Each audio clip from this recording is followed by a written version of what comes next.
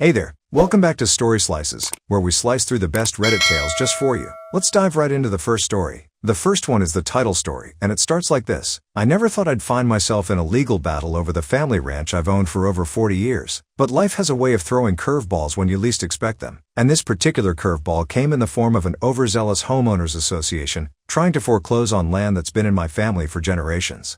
My name's John Hawkins, and I've lived on Hawkins Ranch my entire life. This sprawling 500-acre property has been passed down through 4 generations, starting with my great-grandfather who homesteaded the land back in 1889. We've raised cattle, grown crops, and weathered countless storms, both literal and figurative, on this little slice of heaven nestled in the rolling hills of central Texas. I inherited the ranch from my father when I was just 25 years old. That was back in 1978, and I've poured my heart and soul into this land ever since. My wife Sarah and I raised our 3 kids here, teaching them the value of hard work and respect for the land just like my parents taught me. Even now that the kids are grown with families of their own, they still come back to help during busy seasons. This ranch isn't just our livelihood, it's our legacy.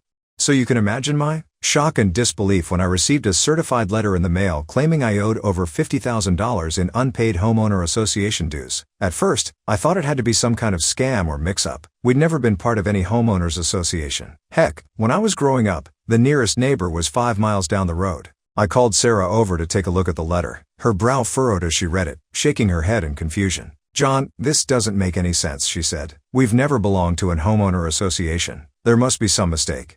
I nodded in agreement. "You're right, there's no way this is legit. I'll give them a call tomorrow and get it sorted out." But little did I know, that phone call would be the start of a nightmare that would drag on for months and threaten everything we'd worked for. The next morning, I dialed the number listed on the letter and asked to speak with whoever was in charge. After being transferred a couple times, I found myself on the line with a woman who introduced herself as Karen Johnson, president of the Whispering Oaks Homeowners Association. "Mr. Hawkins, thank you for calling," she said in a clipped, businesslike tone. "I assume you're reaching out about the past due notice we sent?" "That's right," I replied. "But there's been some kind of mistake. My property isn't part of any homeowner association. Never has been." There was a pause on the other end of the line before Karen spoke again, her voice dripping with condescension. "I'm afraid you're mistaken, Mr. Hawkins. Your property falls within the boundaries of our association. We have records going back 15 years showing your parcel as part of Whispering Oaks." I felt my temper start to rise but fought to keep my voice even. "Ma'am, I don't know what records you're looking at, but they're wrong. I've owned this land for over 40 years, and it's been in my family since the 1800s. We've never joined any homeowner association." "Be that as it may," Karen replied, "your property is now part of our jurisdiction. The previous board expanded our boundaries about 15 years ago to include several outlying parcels, including yours. You've been receiving the benefits of our services all this time without paying your fair share. I'm afraid the $50,000 bill stands." I couldn't believe what I was hearing. This woman was trying to tell me that some group I'd never even heard of had the authority to force my land into their little club without so much as asking? It was absurd. "Now listen here," I said, my patience wearing thin. "I don't know who you people think you are, but you can't just decide my property belongs to you. We never agreed to join your association, and we don't want or need any of your so-called services. So you can take that bill and shove it." I heard Karen inhale sharply. When she spoke again, her voice had an icy edge. "Mr. Hawkins, I'd strongly advise you to watch your tone. This attitude isn't going to resolve anything. The fact is, you owe these dues whether you like it or not. If you refuse to pay, we'll have no choice but to place a lien on your property and initiate foreclosure proceedings." My blood ran cold at her words. They couldn't really do that, could they? Take away land that had been in my family for over a century over some made-up fees? "You wouldn't dare," I growled. "Try me," Karen shot back. "You have 30 days to pay the balance in full, or we'll see you in court." With that, she hung up. I stood there holding the phone, my mind reeling. This had to be some kind of sick joke. But as the initial shock wore off, I felt a familiar fire ignite in my gut. If these homeowner association vultures thought they could bully us off our land, they had another thing coming. The Hawkins family didn't roll over for anyone, and I sure as hell wasn't about to start now. I spent the rest of that day poring over every scrap of paperwork related to the ranch that I could find. Property deeds, tax records, surveys, you name it, I dug it out. Sarah helped me spread everything across the dining room table, creating a paper trail that stretched back over 100 years. "Look at this," I said, pointing to a property survey from 1995. "This clearly shows our boundaries. There's no mention of any homeowner association or Whispering Oaks subdivision anywhere near us." Sarah nodded, her face etched with worry. "But John, what if they really did expand their territory like that woman said? Can they just do that without our consent?" I shook my head firmly. "No way. That's not how this works. They can't force us into their little group without our agreement. And even if they tried, We've got decades of record showing we've never been part of it. They don't have a leg to stand on." But despite my confident words, a knot of anxiety had settled in my stomach. I knew we were in the right, but I also knew that sometimes being right wasn't enough when you were up against people with deep pockets and expensive lawyers. We needed to be prepared for a fight. The next morning, I called my old friend Mike Stevens. He'd been our family's lawyer for years, handling everything from contract reviews to the occasional boundary dispute with neighboring ranches. If anyone could help us navigate this mess, it was Mike. "John, my friend, to what do I owe the pleasure?" Mike's booming voice came through the phone. I quickly filled him in on the situation, my words tumbling out in a rush as I recounted my conversation with Karen and the outrageous claims of the homeowner association. Mike listened patiently, only interrupting occasionally to ask for clarification. When I finished, he let out a low whistle. "Well, John, I won't sugarcoat it. This is a sticky situation you found yourself in. But the good news is, I think we've got a strong case here." I felt some of the tension leave my shoulders at his words. "So you think we can fight this?" "Absolutely," Mike replied. "From what you've told me, there's no way this homeowner association has any legitimate claim over your property. The fact that they're threatening foreclosure without any prior notice or attempt to contact you over the years is highly suspicious. It sounds to me like they're trying to pull a fast one." We spent the next hour discussing strategy. Mike advised me to gather every scrap of documentation I could find related to the ranch's ownership and boundaries. He also suggested reaching out to some of our longtime neighbors to see if they'd received similar notices. "One more thing," Mike added before we hung up. "Don't have any more direct contact with this Karen woman or anyone else from the homeowner association. If they try to reach you, direct them to me. We don't want you saying anything they could try to use against us later." I agreed, feeling a mix of relief and determination. At least now we had a plan of action. Over the next few weeks, Sarah and I threw ourselves into building our case. We dug through old file cabinets, called the county records office, and even took a trip to the local historical society to search for any relevant documents. Our dining room started to look like a war room, with stacks of papers covering every surface and a large map of the area pinned to one wall. I also took Mike's advice and reached out to some of the neighboring ranchers. To my surprise, I discovered we weren't the only ones dealing with this issue. The Johnsons, whose property bordered ours to the east, had received a similar letter. So had the Garcias, whose ranch was about 3 miles down the road. "I tell you, John, this whole thing stinks to high heaven," Pete Johnson said when I stopped by his place. 30 years I've owned this land, and suddenly these city slickers think they can waltz in and start making demands? It ain't right." I couldn't have agreed more. The more I learned, the more it became clear that this homeowner association was trying to pull some kind of land grab. But why? And why now, after all these years? As the 30-day deadline approached, we received another letter from the Whispering Oaks Homeowner Association. This one was even more threatening than the first, outlining in excruciating detail the legal actions they planned to take if we didn't pay up. They even included a breakdown of additional legal fees and interest that would be tacked on if we forced them to go to court. I'll admit, seeing those numbers in black and white made my stomach churn. We weren't poor by any means. The ranch had always provided a comfortable living, but we didn't have tens of thousands of dollars just lying around either. The thought of potentially losing our home, our livelihood, over this ridiculous claim was almost too much to bear. But every time I started to feel overwhelmed, I'd look out over the fields where generations of my family had worked and lived. I'd think about my kids growing up here, learning to ride horses and mend fences alongside their grandpa. And I'd remember the promise I'd made to my father on his deathbed, that I'd keep this land in the family no matter what. No, giving in wasn't an option. We were going to fight this with everything we had. The day after the deadline passed, we received notice that the homeowner association had indeed filed a lien against our property. Mike assured us this was just a scare tactic and didn't give them any real power over the ranch, but it still felt like a punch to the gut. "Don't worry, John," Mike said when I called him in a panic. "This is actually good for us in a way. Now that they've taken official action, we can countersue for harassment and attempted fraud. I've already started drafting the paperwork." True to his word, Mike filed our countersuit the very next day. He also helped us prepare a formal response to the homeowner association's claims, systematically dismantling their arguments point by point. We included copies of our property deeds going back to the original homestead claim, tax records showing we'd never been part of any homeowner association, and statements from neighbors corroborating our side of the story. The weeks that followed were a whirlwind of legal maneuvering. The homeowner association's lawyers fired back with motions to dismiss our countersuit, arguing that we were simply trying to avoid paying our fair share. But Mike was ready for them, countering each of their claims with rock-solid evidence and legal precedent. As the case dragged on, word started to spread around the community. It seemed like everyone had an opinion on the matter, and to my relief, Most folks were on our side. Many of our neighbors had their own horror stories about dealing with overzealous homeowner associations in other parts of the state. One Saturday morning, I was surprised to find a small group of people gathered at the end of our driveway. They were holding hand-painted signs with slogans like "Hands Off Hawkins Ranch" and "No Homeowner Association Land Grab." It turned out they were members of a local property rights group who'd heard about our case and wanted to show their support. I was touched by their gesture, but also a little uncomfortable with all the attention. Sarah and I had always been private people, content to mind our own business and let others do the same. Now suddenly we were at the center of a community controversy. But as much as I might have wished otherwise, there was no going back now. This fight had become about more than just our ranch. It was about standing up to bullies who thought they could steamroll over people's rights with impunity. As the case worked its way through the legal system, we started to uncover some disturbing information about the Whispering Oaks Homeowner Association. It turned out that Karen Johnson, the president who'd been so quick to threaten us, had only been in her position for about a year. She'd come in with grand plans to modernize and expand the association, which apparently included trying to absorb surrounding properties without the owner's consent. We also discovered that the homeowner association had been struggling financially in recent years. Several homeowners within their actual boundaries had fallen behind on dues during the recession, leaving the association's coffers dangerously low. It seemed that Karen and her cronies had cooked up this scheme to annex nearby properties as a way to inject some much-needed cash into their budget.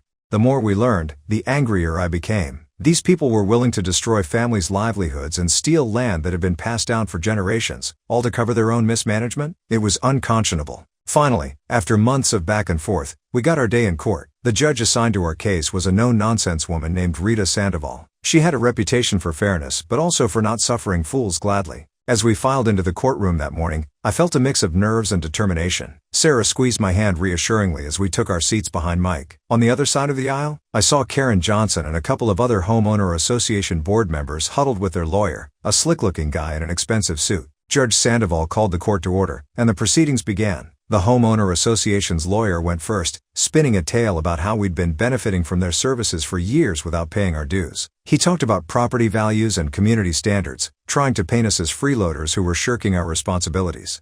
I had to bite my tongue to keep from shouting out in protest. The idea that we owed anything to this group we'd never even heard of until a few months ago was ridiculous. But Mike had coached us well on courtroom etiquette, so I forced myself to sit quietly and let him handle it. When it was our turn, Mike methodically laid out our case. He presented the stacks of documentation we'd gathered, showing the long history of our ownership and the clear boundaries of our property. He called attention to the lack of any prior communication from the homeowner association over the supposed 15 years we'd been in their jurisdiction. "Your Honor," Mike said, his voice steady and confident, "the Hawkins family has owned and operated this ranch for over a century without any involvement from or obligation to a homeowners association. The attempt by Whispering Oaks to claim authority over their property now, retroactively demanding tens of thousands of dollars in dues, is nothing short of attempted theft." I saw Judge Sandoval's eyebrows raise at that, and she leaned forward with interest as Mike continued. "Furthermore," he went on, "we have evidence that this is not an isolated incident. Multiple property owners in the area have received similar demands from this homeowner association, all within the past year. We believe this represents a coordinated effort to unlawfully expand their territory and fill their coffers at the expense of hardworking landowners." The homeowner association's lawyer tried to object, claiming that Mike was engaging in baseless speculation. But Judge Sandoval waved him off, telling him he'd have his chance for rebuttal.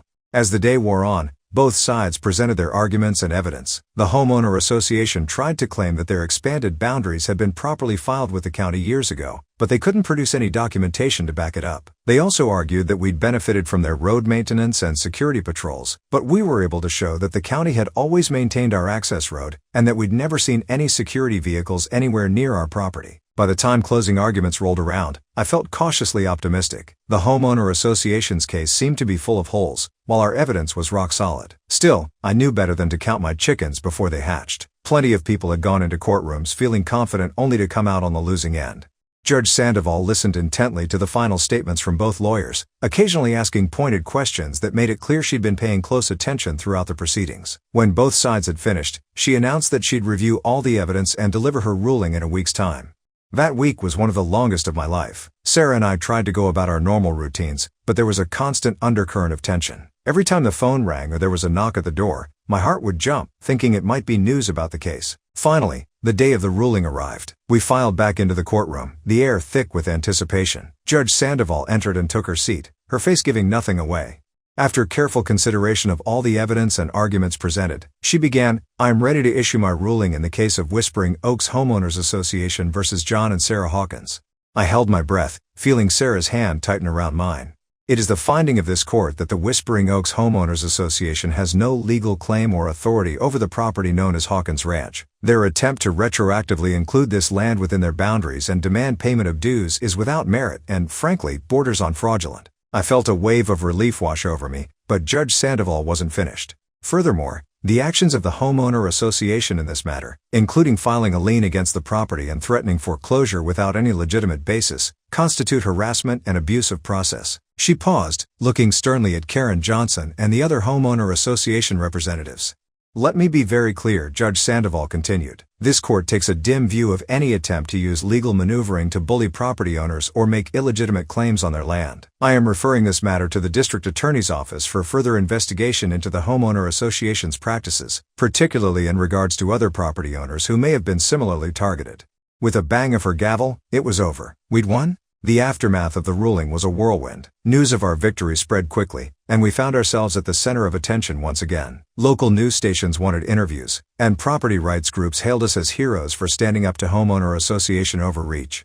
But for me, the best part was knowing that our ranch was safe. The land that had been in my family for generations would stay that way, free from the threat of foreclosure or outside control. In the weeks that followed, we learned that our case had sparked a broader investigation into the Whispering Oaks Homeowner Association. It turned out that Karen Johnson and several other board members had been engaging in all sorts of shady practices, from embezzling funds to selectively enforcing rules against homeowners they didn't like. By the time the dust settled, the entire homeowner association board had resigned, and Karen was facing criminal charges. The remaining homeowners voted to dissolve the association entirely, tired of the drama and mismanagement. As for us, life gradually returned to normal on the ranch, but the experience had changed me in some ways. I found myself more aware of the importance of staying vigilant about our rights and being willing to stand up to injustice, even when it comes in unexpected forms. One warm evening about a month after the court case, Sarah and I were sitting on the porch, watching the sun set over the fields. Our youngest son, Tommy, had come by with his kids, and they were running around the yard, their laughter carrying on the breeze.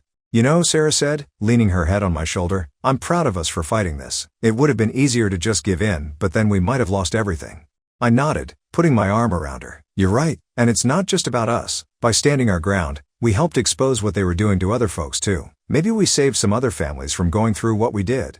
As I watched my grandkids playing on the same land where I'd grown up, I felt a deep sense of gratitude. This place was more than just property. It was our heritage, our home. And thanks to our willingness to fight for what was right, it would stay that way for generations to come. The whole ordeal had been stressful and at times frightening, but in the end, it had only strengthened my appreciation for this land and the legacy it represented. No matter what challenges the future might bring, I knew that as long as there were Hawkins on this ranch, we'd face them head on, just like we always had.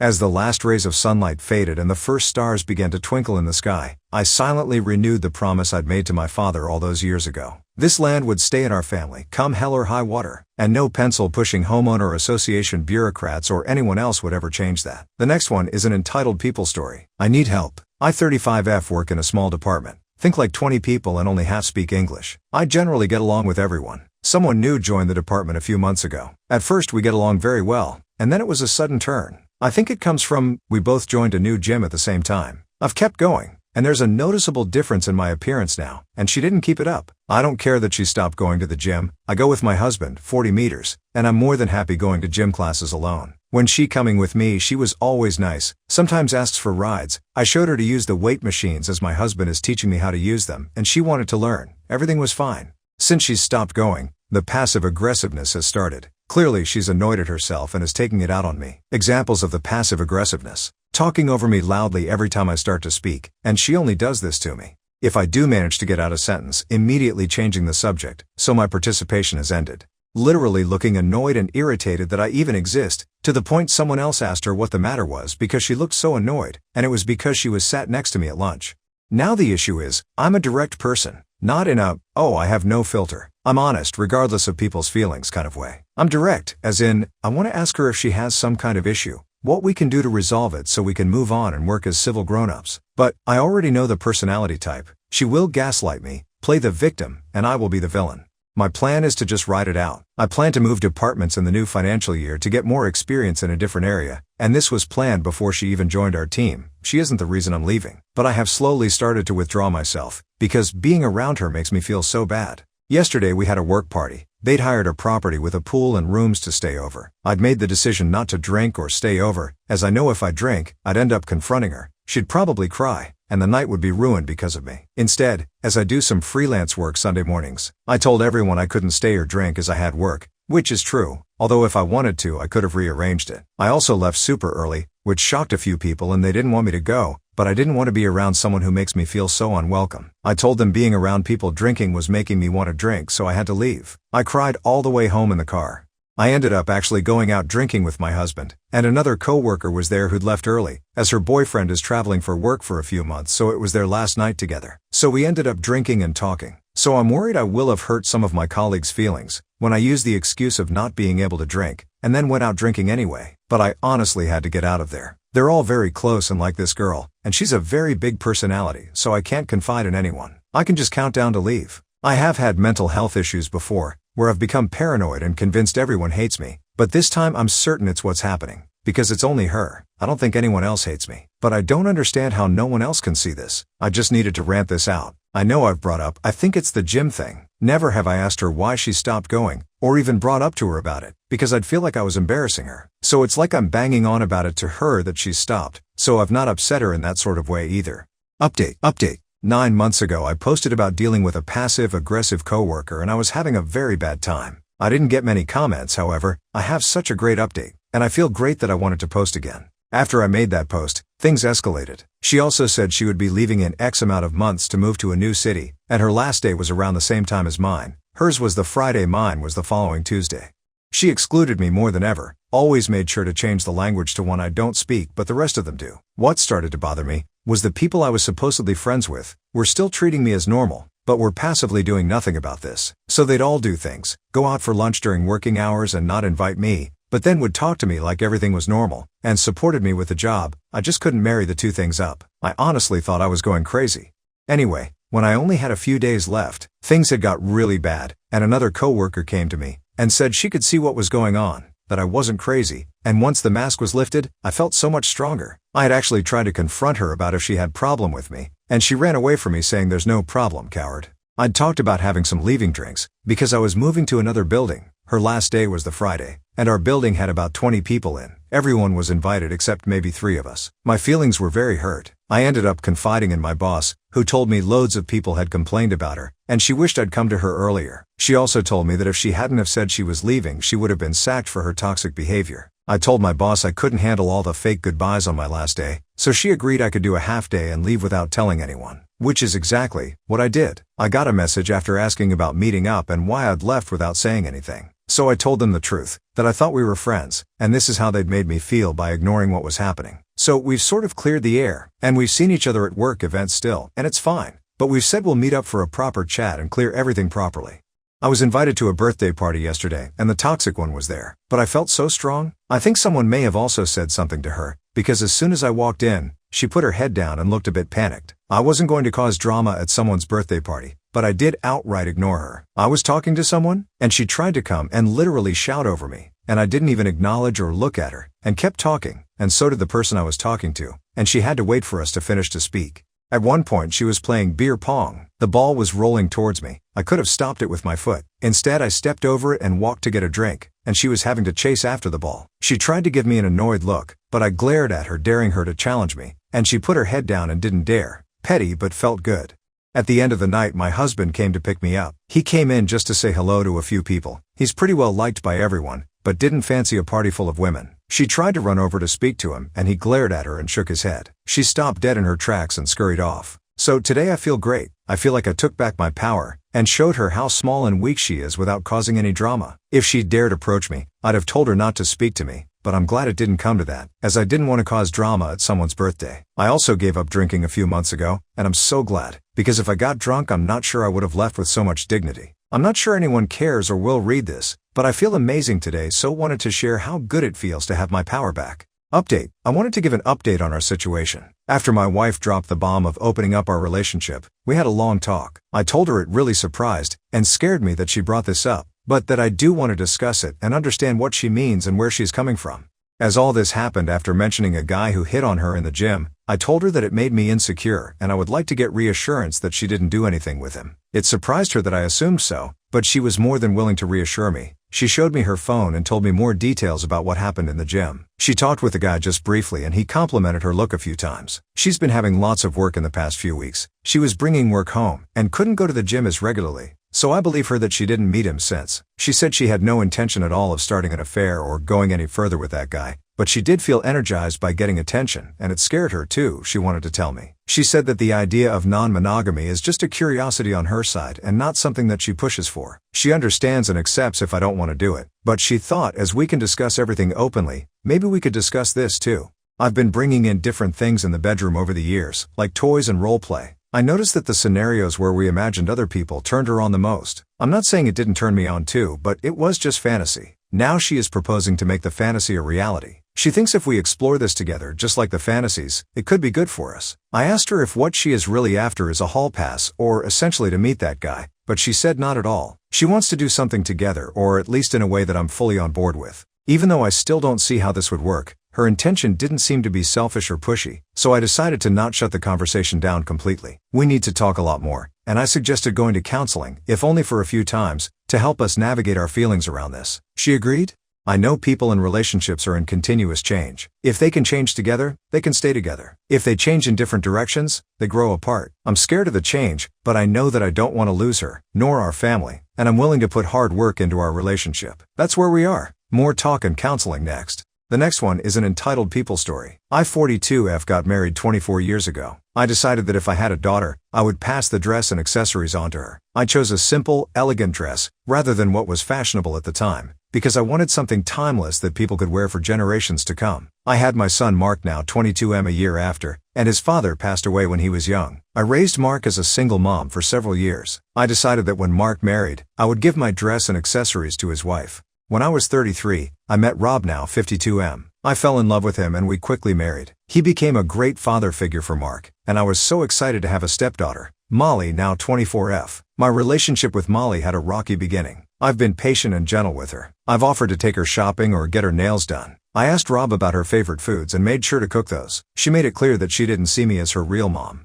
Years passed, and I never changed the way I treated Molly. My door was always open for her, but she never changed the way she thought about me. She called me a trophy wife to my face. If I ever threw a charity event, she would remark, "Wow, you're so generous with Dad's money." While she didn't say anything explicitly, I could tell she looked down on me for not having a college degree. A couple years ago, I made a final offering to Molly. I brought her into my closet and showed her the dress and accessories and told her I would love for her to wear them at her wedding. Some alterations would have to be done. I am 5 feet 9 inches and a size 4, while Molly is 5 feet 4 inches and a size 8, but we could make it work. Molly scoffed and said I had archaic values and that the dress was trashy, and walked out. That really hurt because she knew what that dress meant to me and she didn't care. After that, I stopped making as much of an effort to build a relationship with her. 2 months ago, Mark proposed to his college sweetheart Lucy, with whom I have a great relationship. When Lucy mentioned dress shopping, I showed her my dress. Lucy tried it on and it fit like a glove. She fell in love with it, and I told her the dress, shoes, and accessories were hers. She was so happy she literally cried.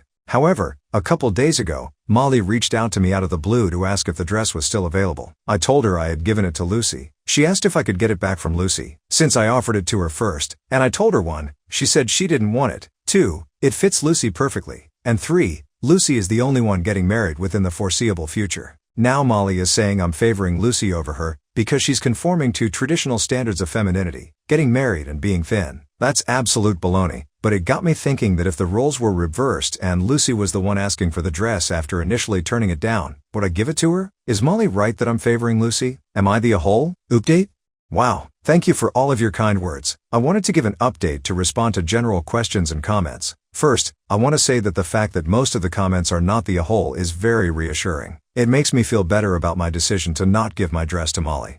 I saw some comments suggesting this, so I'd like to let you know I already gave the dress to Lucy and it's safe in her apartment now. Molly has already been bugging Lucy about the dress, but Lucy told me there's no way in heck she's giving it away. Some of you have also been wondering about Mark and Rob's responses. Mark is currently out of town on business and I have had no communication with him on this matter. I'm sure he'll be supportive of Lucy though. I did not bring this up to Rob, because while Molly and I have a difficult relationship, I don't want to sow division between her and her father. However, Rob brought it up last night. saying Molly had contacted him on the matter. Rob was like, "You aren't going to give it to her, are you?" When I said no, he told me to promise him I would not give the dress to her. It was very comforting to know Rob is on my side. Another thing I want to get clear, I do not expect Molly to conform to certain standards. When I referred to traditional standards of femininity, getting married and being thin, I was paraphrasing words that came out of her mouth. I was raised in a traditional household, but I understand that a lot of women, especially young women, do not share my values. Frankly, Lucy doesn't either. She has an engineering degree and openly talks about wanting to prioritize her career over starting a family, at least for the foreseeable future, and I couldn't be happier for her. I do realize that I could have done a better job communicating to Molly that I don't care what she does so long as she is a good person, and she leaves the world better than she found it.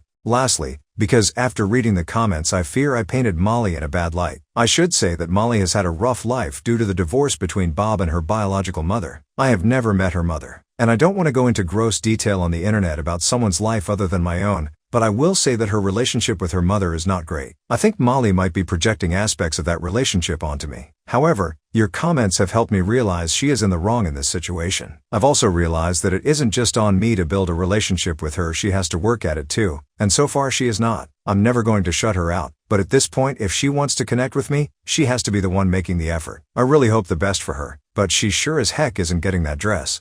The next one is an entitled people story. I've been with my boyfriend for about 2 years. Everything is going well, and we love each other. We've been discussing marriage, and he mentioned he would not marry me without a prenup. We discussed this in detail, and I did not like what he proposed. His family owns a lot of property, land, and has lots of savings. After marriage, he wants me to move into one of the houses his parents own. I told him I am uncomfortable building a life and a family in a house I have no ownership in, and he didn't understand. I told him I'd prefer to rent a place together, or we can live temporarily in one of his parents' houses and look at property together. But he refused. He said he liked the houses his parents and he already owned. He said he would not buy other property. He said he would not sell any of his property to buy one with me. He told me if I wanted to own property, I could save up money by living in one of these properties and invest in one myself. Problem is, he would be entitled to half if we divorce since my purchase would happen after marriage. He told me I could pay his parents' rent if I feel like I don't belong on the property. He told me I could buy half of the house we live in from his parents. Problem is, I don't like the houses that him or his parents own. They also have a lot of stuff, and I feel like there's no space for me. I want to look at houses, I want to pick the place I live in, and I want to do it with my partner. I've made this clear to him over and over, but he won't budge. He earns more than me, and he has more assets than me for sure. He made it clear he was afraid I was a gold digger, and he wants to protect himself and his family's assets from me, which I can understand. This whole thing has made me feel very weird. This topic has come up before, and it has always made me feel very small. It makes me feel like all he cares about are his assets. It makes me feel like he wants me as long as I fit into the life he already built, and doesn't care to build one with me. It makes me feel like a gold digger.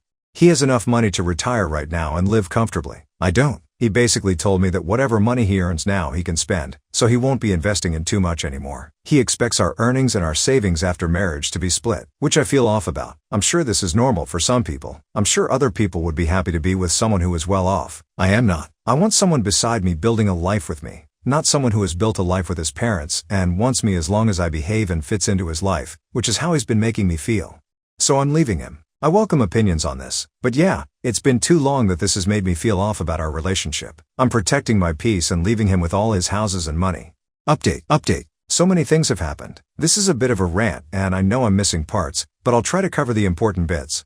Before I start, here's some important context. I have a stable and rewarding career, and though I don't earn as much as him, I am very happy with what I can afford. My parents have always taught me that women should be independent, and I've taken that to heart. I live below my means, which has allowed me to put aside money for savings and investments. A lot of comments have mentioned that I should take the free rent, and that it would somehow set me forward in life, but for me, giving up my sense of autonomy and control over my home, my safe space, is not worth the potential savings. I lived with my parents and saved aggressively until I was 30, so I am lucky enough to be in a position where I can comfortably afford rent or a mortgage by myself. Plus, he expected the living situation to be permanent. I would not move into a house owned by someone else just to save on rent. Would it be nice to save $2,000 a month? Sure, but most people pay rent, and I am not an exception. If I really wanted that, I could move back in with my parents. But again, autonomy is very important to me. Also, if he's this stubborn now, I don't see how this situation could be improved later after I already moved in. I could also counter the prenup and make it so all my accumulated assets stay mine. Or put in a clause that I'll be compensated for any children we have, or put that I'd get alimony or at least have a roof over my head in case we divorce. But for me, that feels overly transactional. It also gives me the vibes that I'm going to be living with a roommate who I sleep with and might have babies with, not a partner. I prefer to feel like we're in it together. He can keep what was his, but I want to build up what is ours. Also, if everything is completely split, it'll open up a new can of worms. How will our expenses be split if I'm working and he's just chilling? What happens when we have children? He has money saved for them, but will I get a say in how we spend that money? I know these can be worked out, but this is not the type of marriage I want. I can't predict everything that will happen, and I don't think I can capture it in a contract. And it's already been so heartbreaking for me. I don't want to go through more. Anyways, yada yada yada. I'll just say that it felt like I was being stripped of my autonomy, stonewalled, and treated like a hostile. Okay, on to updates. So I told him I needed to end this relationship. I appreciated and truly enjoyed my time with him, but our financial values and the preferred married lifestyle just don't match. It was a quick and easy conversation, to be honest. I expected the breakup to be a bit of a process, not a one and done thing, since our lives overlap a lot. I'm also in contact with a lot of his family, so OFC during this whole time, a lot of them got involved. But blah blah, not super relevant to updates. Talk with his parents. Okay, I love his parents. I had a great relationship with them. I would go over to their house, we would have food, chat, watch TV. Sometimes I would go to the parties they host without my ex if he was busy. A few days after my talk with my ex, I went over to say goodbye. I didn't know if the prenup was family enforced or not, so I kept it very general and mainly focused on how the situation made me feel and what I was looking for in a relationship. His parents were shocked Pikachu face when I told them why I was leaving. I'm going to bullet point the rest. His parents really want grandbabies. However, ex's younger brother and Sil do not want kids. They were so happy when I came into their lives, and she found out I wanted kids. His parents had created their wealth together, with his dad being the major breadwinner for most of the relationship. His mom was shocked at what he was offering me, saying these aren't the values he was raised with. She had been effectively retired since almost 15 years ago, and she said ex's dad never made her feel uncomfortable because of the difference in earning potential. They told me that they built their assets for themselves and their children. They said that includes whoever their children decided to share their lives with. They have many properties. However, they also have enough investments that they can live off of those. They told me their plan was to sign over a house of our choosing as a wedding gift, or sell a house and give us cash so we could buy a house we both wanted. As they got older, they planned to evenly divide their properties between my ex and his brother, since they wouldn't want to manage the properties anymore, and live off investments. Ex's mom said she would have made sure my name was on my ex's portion, especially since we were wanting kids. They mentioned investments will go directly into funds for grandkids after their passing. Maybe this is what my ex was referring to when he said his children would be set? Bit morbid though. Ex's mom told me that the mother of her grandbabies would be taken care of, and she wanted us to be on equal footing while raising a family. To be honest, this conversation was kind of like a weight off my chest. I always loved his family and never felt excluded, but the prenup talks left me confused and hurt. What they said fit with what I knew from my ex and them before. It'd be lying if I said I didn't start imagining this life. I talked to my ex again. I'll bullet point this too. Basically, he told me, his dad had joked before about how he hoped him and his brother would not find gold diggers, and that's where that comment came from. He felt responsibility to protect his parents' assets, since he didn't feel entitled to them, so by extension, I wasn't entitled either. In his culture, sons carry on the family line, so he felt he had to keep his assets in the family line, which I'm not part of, but any sons we had would be. Most of the assets he's worried about are under his parents' name, and he had never asked for their opinion on what to do. He just did what he thought he should be. He also said he isn't that well off, and that his assets shouldn't come between us. This is still confusing to me. Isn't this whole thing because he was well off, and wanted to hold on to what he had and not create a shared lifestyle? I think maybe he meant he didn't own much, and most things actually were under his parents' name. He felt he was punching above his weight with me, and was scared I would leave him. He was afraid I was with him because of his finances, since that was the only thing he had more of, whereas he said I'm intelligent, hardworking, beautiful, blah blah. He was scared about moving forward with the relationship, but instead of communicating, he became defensive. To me, it seems like he said and did things because he was feeling deeply insecure. He had made a couple passing comments before about me being more beautiful than him, or how I'm more hardworking, etc., but I had always taken them as compliments, not self-deprecating comments towards himself. He's such a caring, funny, and intelligent person, just in a different way than me. Also, I know he's not as confident as he comes across, but I had no idea that his insecurities ran this deep. He also apologized over and over about how he didn't mean to make me feel like an outsider to him and his parents, and insisted that he wanted to share a life with me. He said his insecurities and fear got the best of him, and he didn't handle it well. He had taken advantage of my patience and lashed out because he felt inadequate and scared. It broke my heart, because I think all this could have been avoided. We've been through this song and dance before many times, where he would feel some sort of way, then act out as he's processing it. Until now, I always stay through it and we move on. But it's never gone on for so long. But I guess the issues we faced before were smaller compared to mapping out our whole lives. I've pushed him to seek individual counseling, and we've attended couples counseling together, but I can't force him to sit and identify his emotions or employ the tools we were taught. The prenup conversation happened over a long period of time. He had so many chances to pump the brakes and reflect on what he was saying, and simply just listen to me. But he didn't? He then sat in front of me saying that everything he said before was not what he meant. He said he would be happy to take care of me and our future kids. We could buy a house together or rent if I wanted to, because now he wasn't scared about creating a life together. Completely opposite to everything he had been saying. But how unsettling is it that he seemed so completely comfortable and confident in the hurtful words he previously said, and was okay with placing me in a very unequal position in the relationship. Despite me continuously trying to articulate what I wanted and how he was making me feel, he didn't even consider my side. Over months, I know I have a good deal with what his parents are offering, and I know him and I get along super well, but I'm not marrying his parents. I can't have his mom with us during every argument or life decision we take. Thinking back, I can count on one hand where we've run into issues, and he was able to address it without acting up. He's such a nice guy, but I can't be his garbage bin every time he needs to sort out his feelings. It's already worn me down. He's a grown man. He's intelligent and intuitive. He's had 2 years to learn how to communicate with me, and he's not. I honestly can't tell if what he said to me is genuine, or coming from his parents, or coming from a fear of losing me. I could give him the benefit of the doubt again, and move forward with the relationship, as I've done in the past, but I'm tired. I think this is a fixable problem, but I also have not seen any improvement since we started dating. If anything, this prolonged experience has made me feel it's gotten worse. I will not make the mistake of investing in a man because of what he could be instead of who he is. If the last few months are a testament to how he handles stressful situations, I can only take things as they are and assume they won't change. This whole thing has left me sour. I don't need too much, but I do expect to be treated with love and support, even during times of disagreement. I cannot just forget the feelings and words I've felt and heard over the last couple of months. I can't just unhear and unknow that he is afraid I'm a gold digger. That was just one of many comments that really hurt me.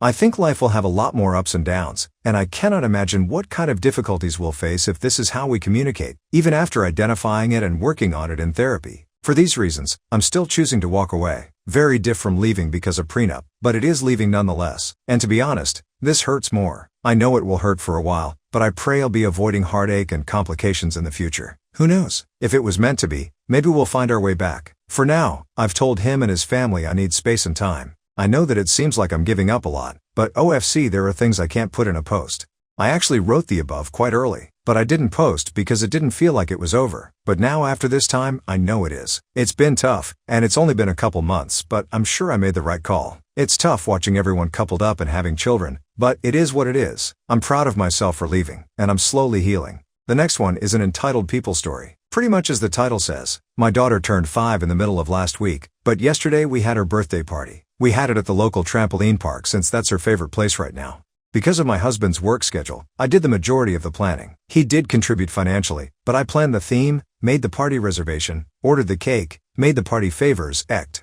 My daughter is a huge daddy's girl and thus, he is the favorite parent. She's only 5, so I don't hold it against her by any means, but it still definitely hurts. For health reasons, I can't jump with my daughter, but my husband was. They both had a great time and so did the other kids that were there. But just like previous years, I'm the one behind the camera. I take all the pictures every year and I'm not in any of them. I've spoken to my husband about my feelings before, but all I get are empty promises of how he will do better. Last year, we rented a room at the local conference center for her party, and I asked my grandmother to take pictures of me and my husband holding our child while we sang happy birthday and cut the cake. Instead of pictures, she took a video. Once again, no pictures of me. Call me old-fashioned, but I like printing pictures for photo albums and I can't exactly print off a video. So another year of no pictures. After yesterday's party, we decided to take her gifts home rather than open them at the party. The kids had a very limited time at the park, so rather than spend 20 minutes opening presents, we figured it would be better to take them home and open them there so the kids had more time to play. Even while opening presents, I was behind the camera. My husband didn't think once that I should be in any of them. By the end of the day, I was very upset, and I'll give my husband credit for knowing when I am. But then again, I wasn't really hiding it. I went to say goodnight to my daughter because I had to be up early the next day. He followed me to talk to me. He said, "What's wrong? What did I do?" I just looked at him and said, "It's what you didn't do." For the third year in a row, I just went to the bedroom and he didn't follow me. I'm just done. I'm so sick of his empty promises of doing better. Besides little things like this, he's a good husband and an amazing father. But it genuinely feels like there are times when he doesn't think about me at all. And if anyone thinks, well, why don't you just ask him to take pictures? I shouldn't have to. I'd like to think that my husband would want pictures of me and our child together. The last picture I remember him taking of me and our daughter was in a restaurant on my 29th birthday, and I asked him to take it. I'm so tired of this. At any time I could get sick or be in an accident and die, and the only pictures my daughter will have of me will be selfies I've taken. None of me on her birthdays or even holidays. Because of our crazy schedules, I won't see my husband again until next Sunday, unless he stays up all night to see me in the AM, which he sometimes does. Part of me wants to text him and lay it all out again, but the majority of my thoughts is to just give up on it. I told my husband for the third year in a row, but it's probably been more than that. I don't recall seeing any pictures of me and her on her birthday, or me even being in the background. I'm just so hurt and tired of it. Thanks for reading. Update. Thank you to everyone who read and commented on my post. There were a lot of supportive comments and some harsh ones, but I appreciate them all, as there were many who made some great points. Before I dive into the update, there are some comments that were made that I want to address. Many pointed out that my husband is probably just someone who wants to live in the moment, and I 100% agree. The biggest reason I was hurt was because of how many times I have spoken to him about my feelings and his constant promises to do better. However, like many said, he probably just doesn't think about it at the time. I don't think he does it on purpose or doesn't do it out of spite. He's probably having too much fun with our daughter and forgets, and I shouldn't have let it get to me too much. I still think I shouldn't have to ask, but we clearly have different views when it comes to special occasions. He wants to live in the moment, and I want to preserve the moments. With that said, please know that I don't constantly have a camera in my hand. I just use my phone to snap pictures every so often. I put the phone down so I can enjoy my daughter's parties and family gatherings too. I just wanted him to do the same for me on occasion.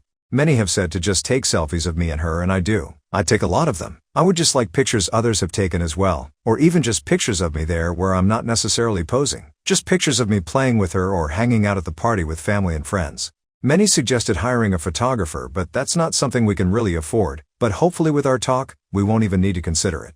On to the update. My husband and I spoke last night. When I don't have work the next day, I stay up late so I can spend some time with him, and I wanted us to finally talk.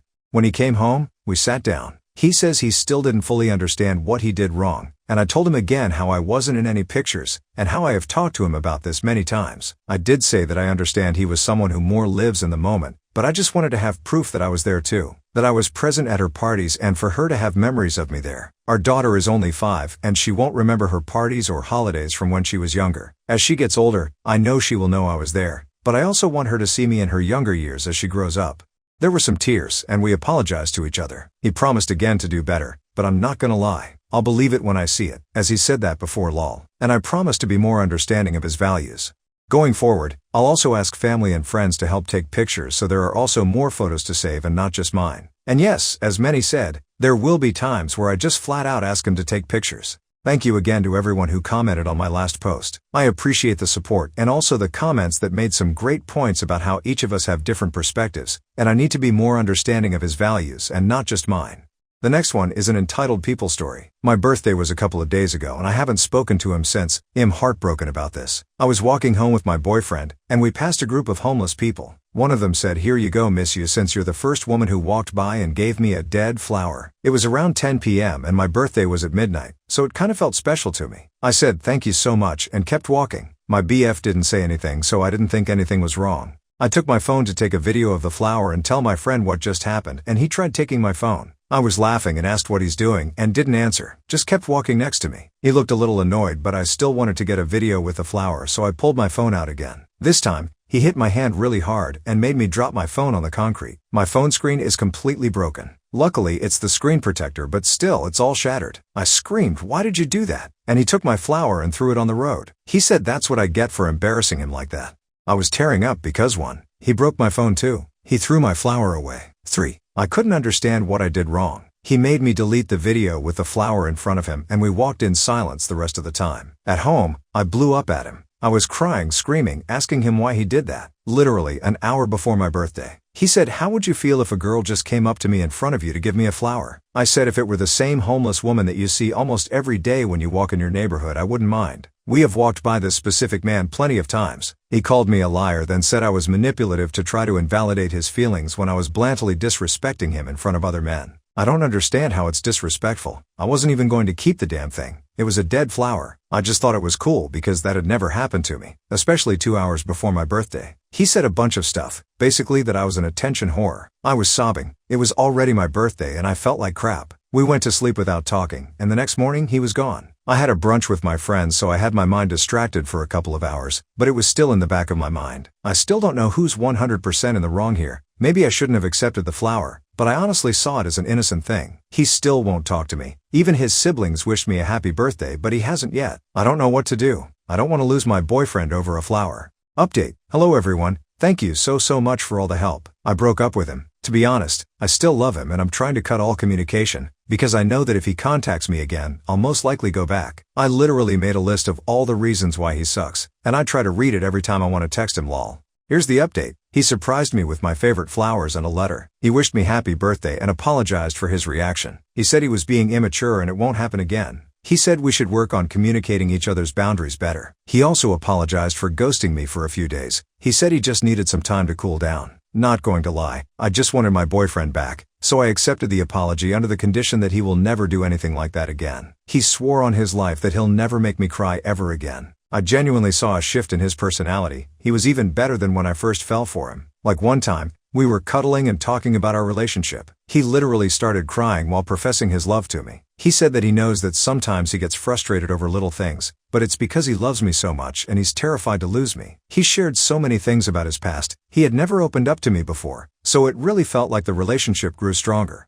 We went to the beach as a little birthday celebration for me with his friends. We were 6 in total and I was the only girl. 2 other girls were supposed to come too, but they had work. I didn't know that until I asked one of the guys and he told me. Long story short, he got mad at me for wearing a bikini. He was like, "WTF, do I look like having my girl walk around half naked like a hoe in front everyone?" I reminded him that we're at the beach and a lot of people wear bikinis at the beach. He said that it's different because I'm the only girl here with 5 guys, and it makes me look bad. I said I didn't care and went back to everyone.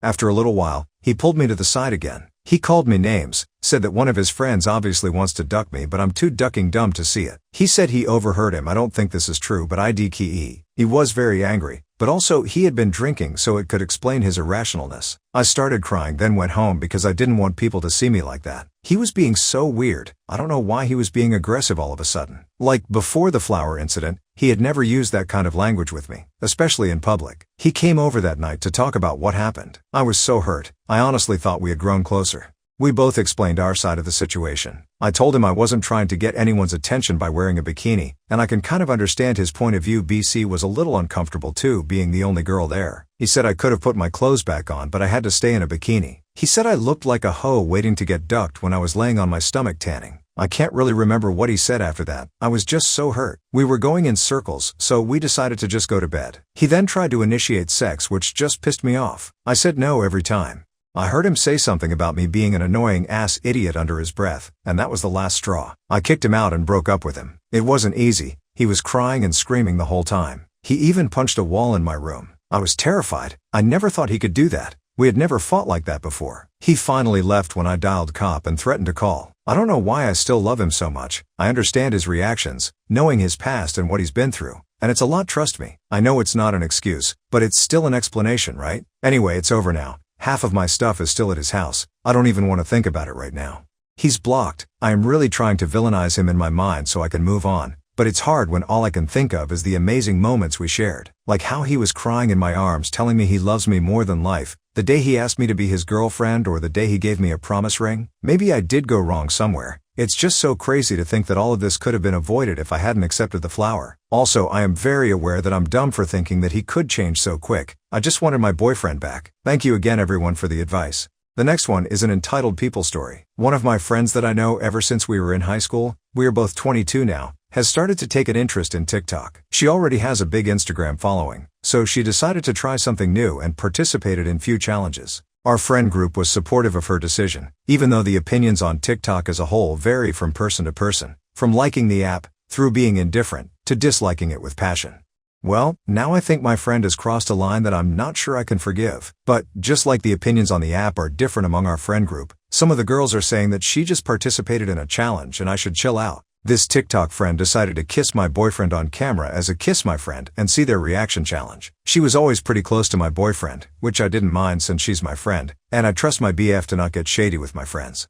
My partner told me about what she tried to do right away. He literally sprinted out of her house and called me. He didn't know then it was for a challenge, but even when he learned about it from her, because she was calling us both to clear up the misunderstanding, he wasn't happy about that, and I don't blame him. I wasn't either.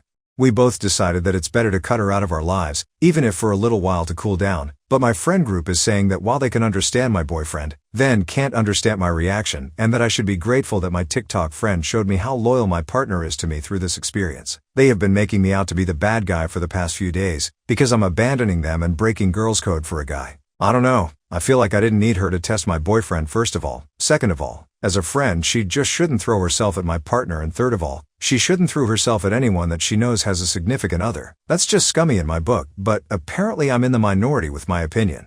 I know my boundaries, so I guess I just turned to Reddit for some kind of confirmation, advice on what to do not only with my TikTok friend but also with the whole friend group. That's 6 years of history together. Part of me doesn't want to throw it away, but I'm just so disappointed and betrayed. Update. First of all, I want to say that I'm really thankful for all the comments I received under my previous post. I was kind of scared of the reaction I would get from Reddit, thinking most people would agree with my friends on this matter. I guess they really got to my head a little, as the only support that I've had aside from my boyfriend. I've read through all of the comments and messages I've gotten, which helped me a lot with understanding what I need to do. Before dropping the news to my former friend group about me wanting to go no contact with them, I decided to talk with my boyfriend once again. A lot of you pointed out, rightfully, that my TikTok ex-friend literally assaulted him. I told my partner about my decision of cutting off the TikTok friend and anyone that's defending her, and assured him that I will stand by him when he decides what he personally want to do with her. I showed him the post I've made, because I wasn't sure if he even realized that he was a victim of a sexual assault, since my country is still stuck in this backward, thinking that men can't be taken advantage of. My partner told me that he needs some time to think about the steps he would like to take against my ex-friend, but first of all, he wants to make sure that she's not going to post the video that she took of them on her TikTok. Now to the fun part. I told my former friend group that I decided to no longer keep in touch with TikTok friend and anyone that's on her side. I also added that my boyfriend doesn't consent to releasing the TikTok she has taken with him. The TikTok friend quickly responded that him not giving her consent doesn't matter, since it's a video not taken for commercial purposes. Other friends chimed in that she doesn't need your toys. Consent to post a video of hers. We've started to argue, with me saying that this is illegal and them saying that nobody cares. So now, aside from updating y'all on what has happened since last time, I'm asking for a final advice, I guess, not only for myself but on my boyfriend's behalf. He already told me that if she does post the TikTok he will deal with her, even if it means taking her to the court over it, which I completely support. But our question is, would it be very petty if we will post my original story at our social media accounts while tagging my ex-friends? We do realize that it's pretty childish, but at this point, we are thinking about taking our own little revenge on them, since consent has no importance to them apparently. Would it be worth it though? The next one is an entitled people story. I work for a company that is growing rapidly. We just underwent a restructuring, where our old teams were dissolved and integrated into one big team. My old duties were reassigned, and I was paired with John. And he is making my job miserable, a job I previously loved. Let's get to the personal things first. John is morbidly obese. He uses a rollator to get around the office. He grunts, snorts, oinks, sighs, and sometimes breathes like he's masturbating at his desk, which is right next to mine. He farts non-stop and makes a big production to excuse himself over it. He has loud rustling bags of snacks and pop that he is constantly making noise with. He listens to his music in his earbuds so loud that everyone can hear it 3 cubes away. And he is nosy, as in butting into private conversations, asking inappropriately personal questions and not taking "I'd rather not discuss this with you" for an answer. And last week, I walked by his desk on the way back from heating up my lunch to see him with his shirt pulled all the way up, giant hairy belly, nipples and all, putting on deodorant and complaining how hot the office was. I have never seen the temp set above 68. Most of us, men, women and menopausal, have to keep electric blankets at our desk, and his clothes are absolutely filthy most of the time. He sometimes wears the same filthy pair of jeans to work for days at a time. On a professional level, I am trying to figure out why he hasn't been fired. He is late every single day. He has the lowest productivity of everyone. He can't complete a single task without needing a supervisor. Now that we have merged, I am doing about 98% of the work. He cherry-picks the task queue, grabbing the easy stuff to get his KPI up, and leaves me to deal with the hard stuff. Before we integrated, he was letting the queue get absolutely out of control so others who were trained in it would have to jump in and add. Soon as he saw easy tasks disappearing that he had apparently been hoarding, he would throw tantrums, even throwing and breaking our company-provided Apple Smart Mouse. Now that we are integrated, the job hasn't changed. Only a couple of task lists have been renamed. It's the exact same process that he's been doing for nearly a year, but he is screwing it up, disappearing from his desk for a half hour at a time to go to the bathroom and throwing tantrums every time someone points out that he is, in fact, still not doing his job correctly. Then subs have to hold his hand and show him again. And then he screws it up again. This is a healthcare billing office. Our tasks are supposed to be a first in, first out process. Him cherry-picking the inbox is causing problems, because one patient is getting their things processed before another, despite another patient being submitted first. I have already mentioned it to my subs that this is a real problem. All they do is come and re-educate him, and then we still have to answer and re-answer questions every 5 minutes, and then listen to another tantrum when we point out, again, that he's still doing it wrong. This is a really great company. The pay and benefits are excellent. Lots of bonus opportunities. But this miserable, fat, overgrown toddler is making me ready to quit. Update. So, he was pulled into a meeting yesterday. I finally went to HR after more than one coworker came to me to tell me that he was bad-mouthing me behind my back, calling me greedy for taking all the work, and unfair that he now had to stay late, basically raking in overtime while what little after-hours work trickled it. Hundreds of dollars per week. Apparently no one had really been looking at his performance because we were always caught up. You're welcome. And we've been so busy so they never looked to see what his productivity was during overtime. I came armed with the numbers and told them essentially that if something doesn't change, that I am putting in my notice. My coworkers backed me up. His disparaging remarks about me and management after hours. Sleeping at his desk, he even fell asleep in our team meeting right before his meeting. The constant eating. We actually timed him. He is stopping to open snack after snack after snack, chips, crackers, Lunchables, tasty cakes, cookies, every 15 to 18 minutes, including immediately after coming back from lunch and for the first 45 minutes after arriving at work, as well as the unsavory behavior like practically taking his shirt to apply deodorant at his desk, and the offensive noises that he makes, and THR hours of overtime he was racking up doing absolutely nothing, as well as how he is late every day. He's been placed on a PIP, exclusively for his productivity and quality. He won't be allowed voluntary overtime or WFH until his productivity improves. Likely won't be around much longer. Final update. So they started by moving his desk to the other side of the office, closer to the director's office. One coworker mentioned to me that he remarked they can't fire me. I'm disabled? On Tuesday we had our weekly team meeting. The tension in the room was palpable. Everyone knew by this point the absolutely despicable things he has been saying about people for just doing our jobs according to our job descriptions. Shocker, misogynistic and racist and homophobic. Wednesday he was sent home early because management finally saw him sleeping at his desk with their own eyes. Yesterday his KPI for 8 hours was 21. The rest of us were 150 plus. We just finished Q2 and we knew we had a bonus coming that was supposed to be announced today. Nothing life-changing, but we knew it would definitely be helpful. There was a lot of resentment against him because he literally doesn't work. He honestly didn't earn it. I went in this morning. Since they moved his desk, I don't see him come in anymore, but I assume it's late, as usual. Over an hour later, he hadn't done a single thing and I was just done. I'm just going to put my head down, do my work. Then I had a minor issue that I needed to ask our IT person about, so I got up and walked across the office to ask them. They weren't in their office, but then I see it. HR is standing next to his desk while he packs up, and then he is quietly escorted out of the building. He didn't get the bonus and it was announced later this afternoon. Again, not life-changing but definitely needed. I managed just fine today on my own. Today was a good day. Thank you for sticking around through this. My issue wasn't that I had to work hard, it was that someone with less seniority was getting paid more than I was by stealing overtime to do 1/5 the work while I could manage easily in 8 hours. And while throwing tantrums every time he didn't get to just do the bare minimum. Are you hungry for more slices of stories? Don't forget to subscribe and hit the bell to never miss out on any videos. See you tomorrow at Story Slices.